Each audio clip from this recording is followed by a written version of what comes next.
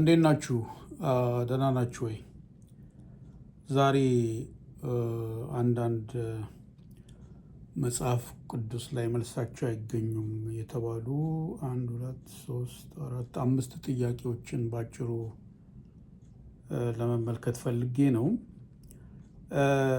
ጥያቄዎቹ እንግዲህ ለማያምኑ ኤቲስት ለሚባሉ በጣም የመጽሐፍ ቅዱስን እውነተኛነት የሚገዳደሩ ሰዎች ከሚያነሷቸው ሆኖ ነገር ግን ደግሞ መልስም አለን ተብሎ የተለያዩ መጽሐፍቶች ይጠቀሳሉና ነገር ግን እንዴት ነው መታየት ያለበት እነዚህ ጥያቄዎች?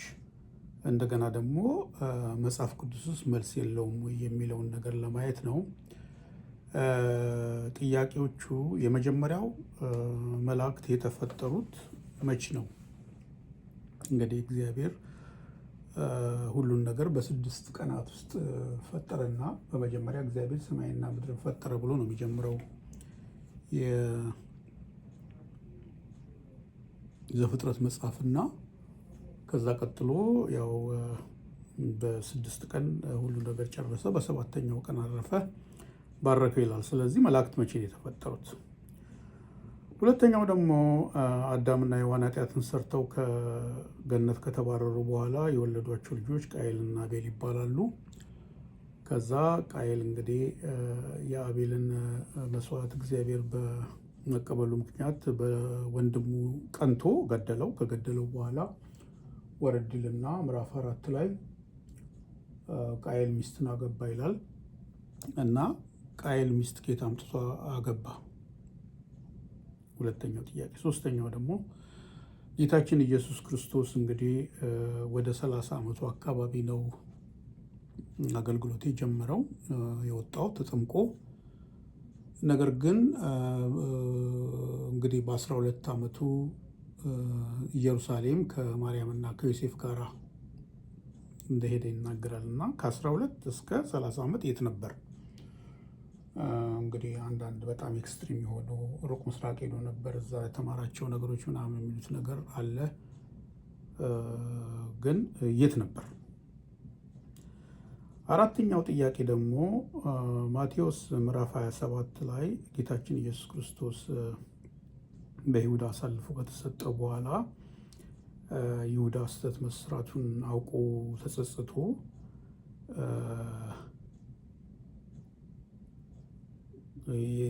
የሰጠበትን 30 እንግዲህ ሲልቨር ኮይን ሲልቨር ብር መልሶ ለፈሪሳውያን ሲሰጣቸው እነሱ እንግዲህ በዛ እንግዲህ ደም መሬት የሚባለው አኬልዳማ የሚባለውን እሱ ምድር ገዙበት ይላል እና እዛ ጋር ኤርሚያስ የተናገረው ነገር አለ ትንቢት እና ያ ትንቢት ከየት መጣ የሚለው ነው። ሶስተኛው ደግሞ የይሁዳ መጽሐፍ ላይ ከአዳም 7ኛ ሄኖክ የተናገረው ትንቢት የሚል አለና ያ ትንቢትስ ከየት መጣ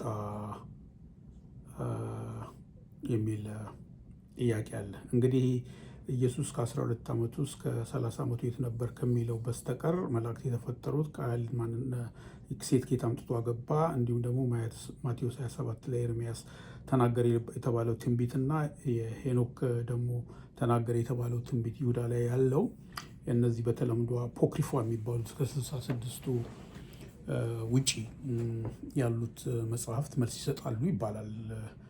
መላእክት የተፈጠሩት ከሚለው በምንጀምርበት ጊዜ እንግዲህ እዚህ ጋር ፕሪንት አድርጌ ያስኩት አለ ከመጽሐፈ ኩፋሌ ላይ ነው የሚገኘው ተብሏል።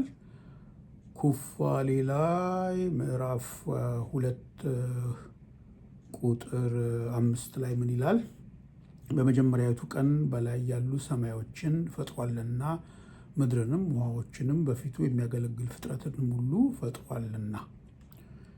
ይቀጥልና ቁጥር 6 መላእክተ ገጽንም የሚያመሰግኑ መላእክትንም በእሳት በአካል ላይ የተሾሙ መላእክትንም በጨለማና በብርሃን አካል ላይ የተሾሙ መላእክትንም በውርጭና በበረድ አካል ላይ የተሾሙ መላእክትንም በውሃ ላይ በመብረቅና በነጎድጓድ ላይ የተሾሙ መላእክትንም በነፋሳት ላይ የተሾሙ መላእክትን በቁርና በውርጭ በመጸውና በክረምት በበጋና በጸደይ በምድርና በሰማይ ባሉ ነፋሳት ሁሉ የተሾሙ መላእክትን በወንዙ በብርሃን ሁሉ በብርሃንና በጨለማ እግዚአብሔር በባህር እውቀቱ ባዘጋጀው በምሽት እና በመንጋት ላይ የተሾሙ መላእክትን ፈጥሯልና የፍጥረትን ነገር ሁሉ ጻፍ ብሎ ነገር ይላል። ለሙሴ ነው እንግዲህ ኩፋሌን ይህን ነገር የሚናገረው። ስለዚህ በዚህ ቃል መሰረት መላእክት የተፈጠሩት በመጀመሪያ ቀን ነው ማለት ነው። ግን እንደ መጽሐፍ ቅዱስ ማለት እንግዲህ ወደ ዘፍጥረት ላይ ያለው በመጀመሪያ ቀን እግዚአብሔር ብርሃን ይሁን ያለ ጨለማ ነበረ እንግዲህ ሰማይና ምድር ከተፈጠሩ በኋላ እና ጨለማ ብርሃን ይሁን አለ፣ ብርሃንም ሆነ ቀን አንድ ብሎ ነው የሚናገረው። እና ስለዚህ ኢትስ ክሌምድ ዛት መላእክት የተፈጠሩት በመጀመሪያ ቀን ነው ይላል። እርግጥ መጽሐፍ ቅዱስ መላእክት በምን ቀን እንደተፈጠሩ ወይም መቼ እንደተፈጠሩ አይናገርም። ነገር ግን እንዳደረግኩት ሰርችና አንዳንድ ደግሞ ቦታዎች እንደተጻፈው መላእክት ሞስት ላይክሊ ምድር ከሰማይና ምድር ከመፈጠራቸው በፊት በእግዚአብሔር የተፈጠሩ ከዛ በፊት የነበሩ ናቸው ተብሎ ይገመታል። በ100% እርግጠኛ መሆን ያለበት ከሚሰጡ ማስረጃዎች ውስጥ አንዱ እግዚአብሔር በአውሎ ንፋስ ወደ ኢዮብ በመጣ ጊዜ ምዕራፍ 38 ላይ ምን ይለዋል? ከቁጥር 4 እስከ 6 ምድርን በመሰረት ጊዜ አንተ ወዴት ነበርክ? እንግዲህ ቻሌንጅ ሲያደርገው ነው ኢዮብን። ታስተውል እንደሆነ ተናገር፣ ብታውቅስ መስፈሪያዋን የወሰነ በላያስ ላይ መለኪያ ገመድ የዘረጋ ማን ነው? እኔ ነኝ ማለቱ ነው።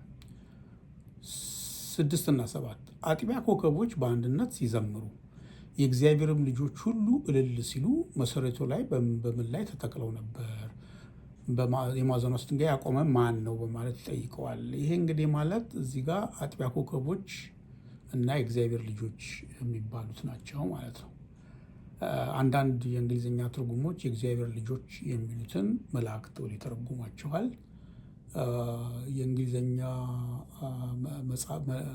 ትርጉሞች ብቻ ሳይሆን ብዙዎች የእግዚአብሔር ልጆች የሚለውን ነገር እንግዲህ መላእክት ብለው ይተረጉሟቸዋል። ስለዚህ እዚህ ጋር ምድር በተመሰረቱ ጊዜ እነሱ እንግዲህ እልል ይሉ ነበረ እና ምንድነው መላእክት ከምድር መመስረት በፊት የነበሩ ናቸው። ስለዚህ በቀን አንድ ተፈጠሩ የሚለው ላይ እንግዲህ ጥያቄን ይጭራል ማለት ነው።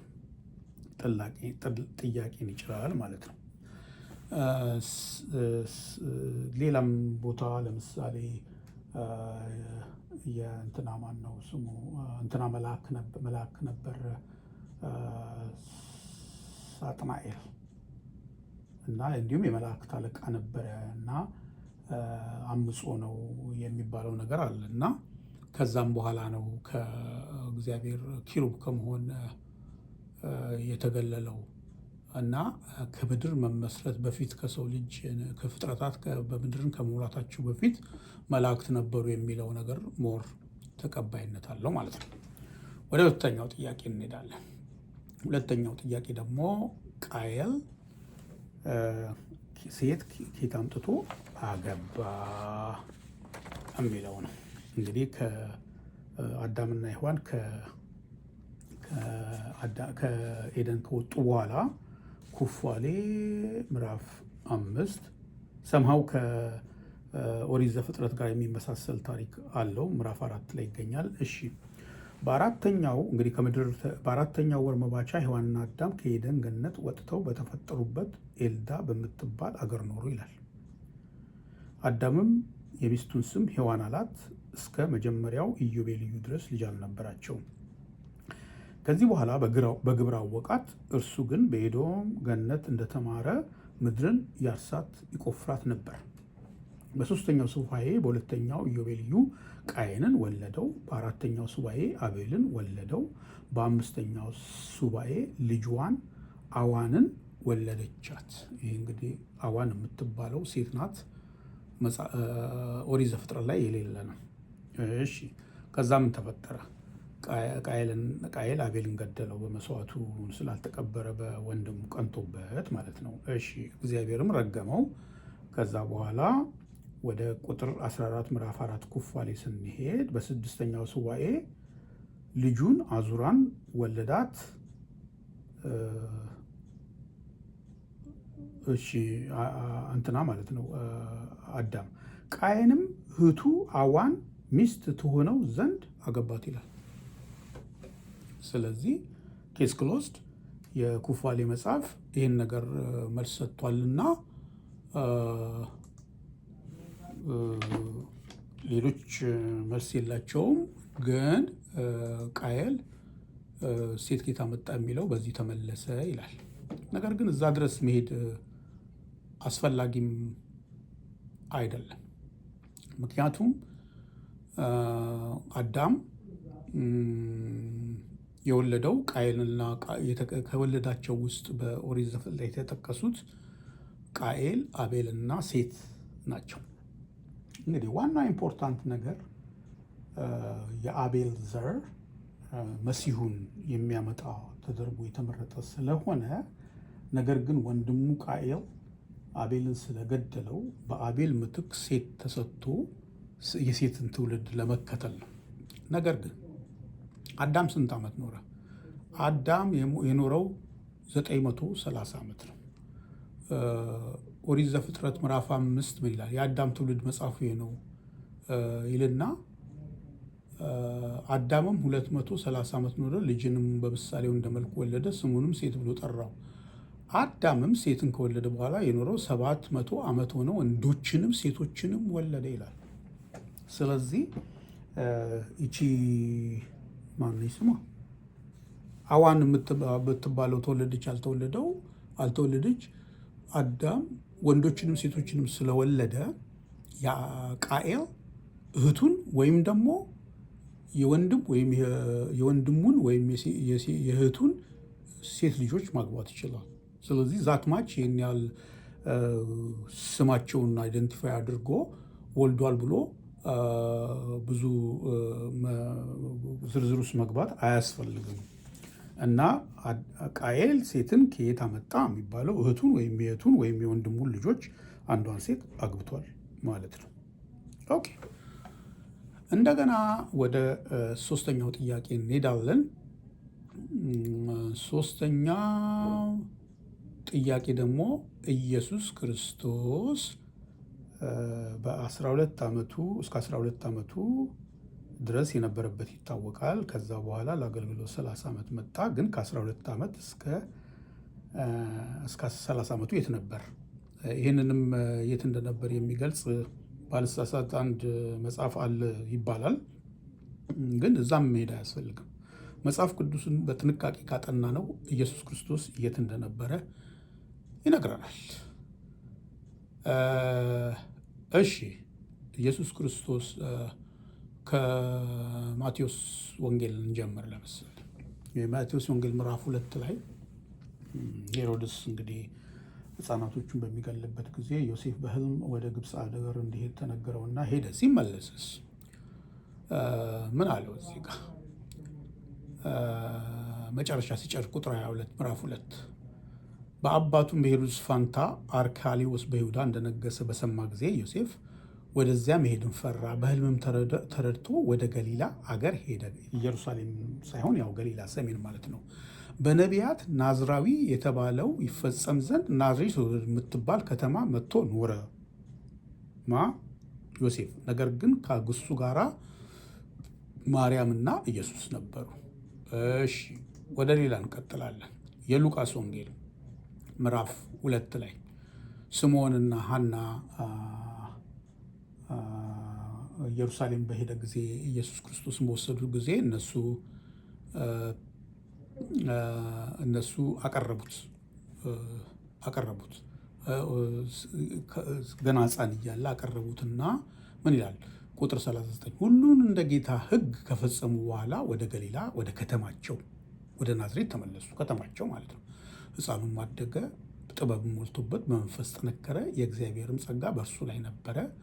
ወላጆቹም በየዓመቱ በፋሲካ በዓል ወደ ኢየሩሳሌም ይወጡ ነበረ። የ12 ዓመት ልጅ በሆነ ጊዜ እንደ ባሉ ስርዓት ወደ ኢየሩሳሌም ወጡ ይላል። አብረውት ማለት ነው። እሱን ይዘውት ሄዱ። እንዲሁም በዛ ጋር ከተመለሱ በኋላ ዞር ሲሉ የለም ኢየሱስ። ስለዚህ ደንግጠው ወደኋላ እየተመለሱ ሲሄድ እዛ ኢየሩሳሌም ሆኖ እያወራ እያለ አመጡት። ከዛ እዛ ትተውት መጡ። አልቆዩም። እዚሁ ምዕራፍ ላይ ምዕራፍ 2 ከቁጥር መጨረሻው ላይ ሲዘጋው ምን ይላል? ከእነርሱም ጋር ከእናትና ከአባቱ ጋራ ከወላጆቹ ጋር ማለት ነው። ከእነርሱ ጋርም ወርዶ ወደ ናዝሬት መጣ፣ ይታዘዛቸውም ነበር። ለአንድ ቀን ወይም ለ13 ዓመት እስከሚሞላው አይደለም። እናቱም ይህን ነገር በልቧ ትጠብቀው ነበር። ኢየሱስ ደግሞ በጥበብና በቁመትም በሞገስም በእግዚአብሔርና በሰው ፊት ያድግ ነበር። የት? ናዝሬት። ይቀጥላል። የሉቃስ ወንጌል ምዕራፍ 4 ለምሳሌ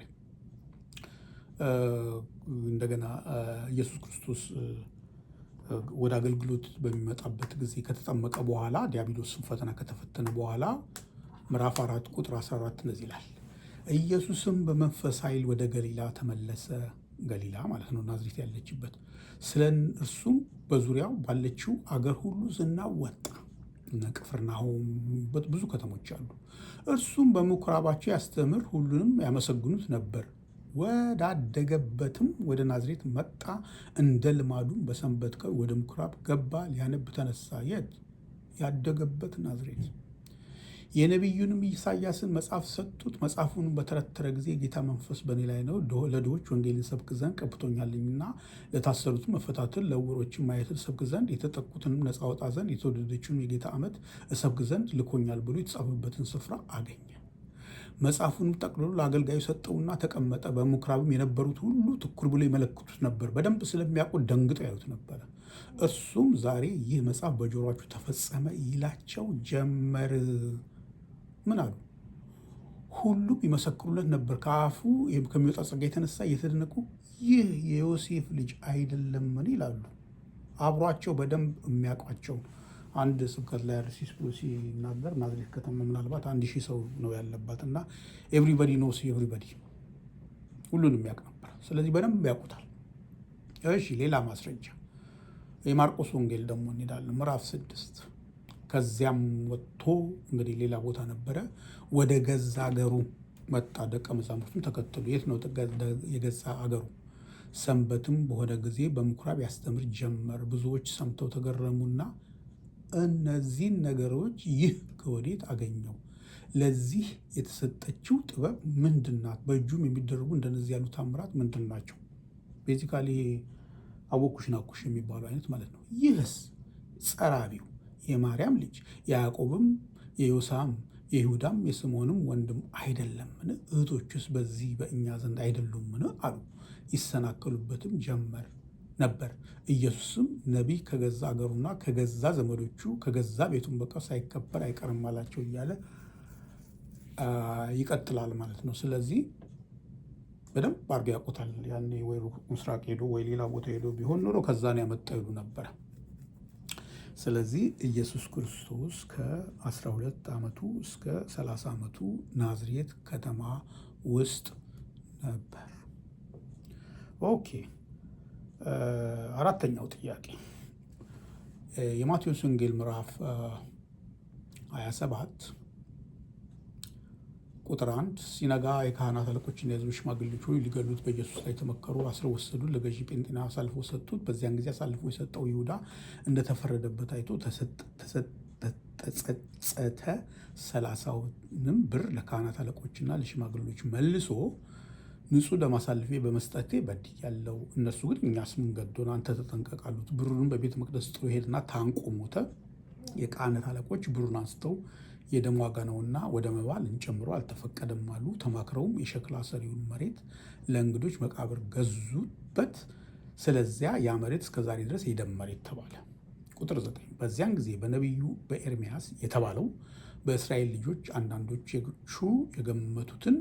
የተገመተውን ዋጋ 30 ብር ያዙ፣ ጌታም እንዳዘዘኝ ስለ ሸክላ ሰሪ መሬት ስጡት የሚል ተፈጸመ ይላል። እንግዲህ ይሄ ጥቅስ በጣም ከነቢዩ ኤርሚያስ መባሉ በጣም ብዙዎችን ግራ ያጋባል። ምክንያቱም የኤርሚያስ ትንቢት ላይ አይገኝምና ማለት ነው።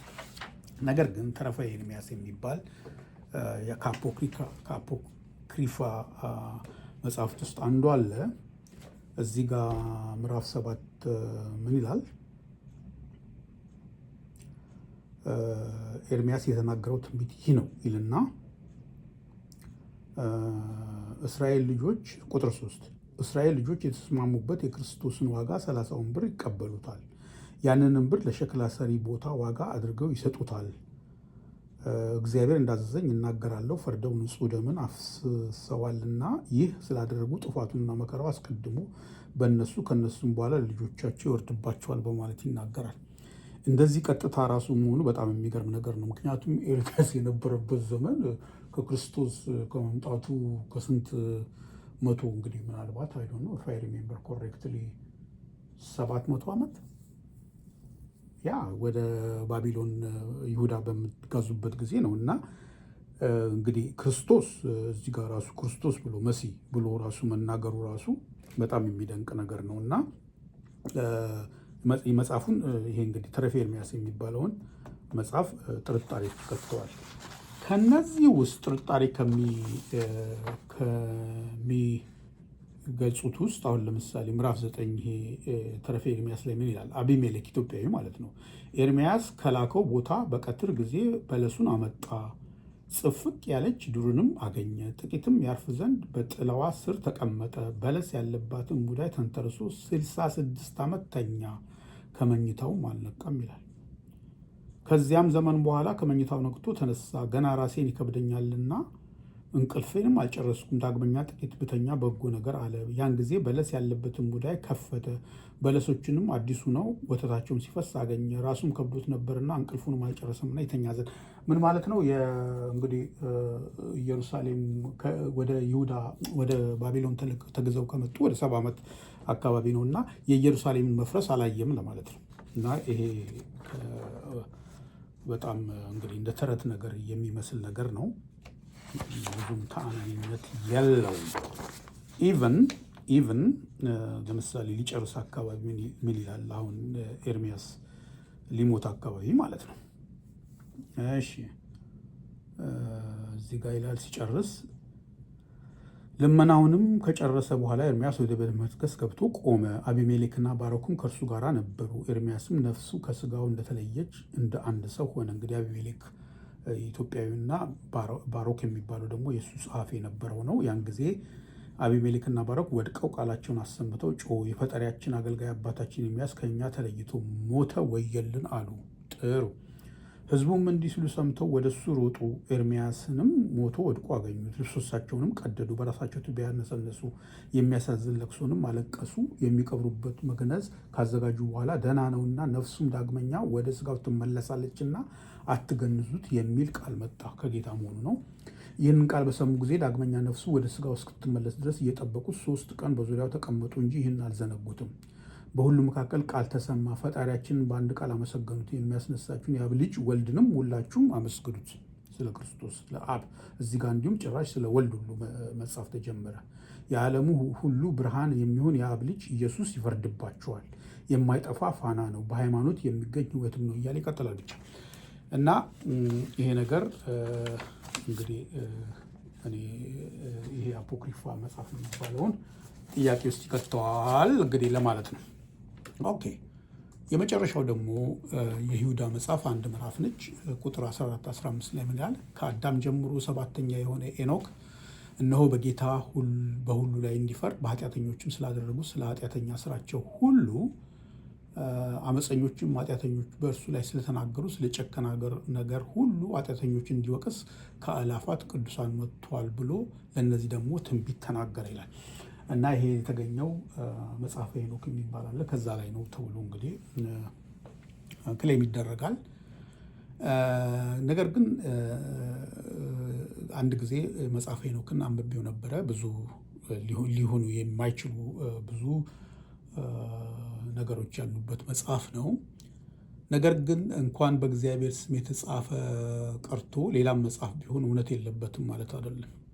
ምን ለማለት ፈልጌ ነው? ለምሳሌ ፍቅር እስከ መቃብር በስትንፋሰ እግዚአብሔር የተጻፈ መጽሐፍ አይደለም፣ ከልብ ወለድ የወጣ ነው። ነገር ግን እውነቶች አሉበት። ለምሳሌ ጎጃም የሚባል ክፍለ ሀገር አለ፣ ዲማ፣ መንኩሳ የሚባሉ ከተሞች ሁሉ አሉ እና እውነት አለበት። ነገር ግን ልብ ወለዶችም አሉበት። ስለዚህ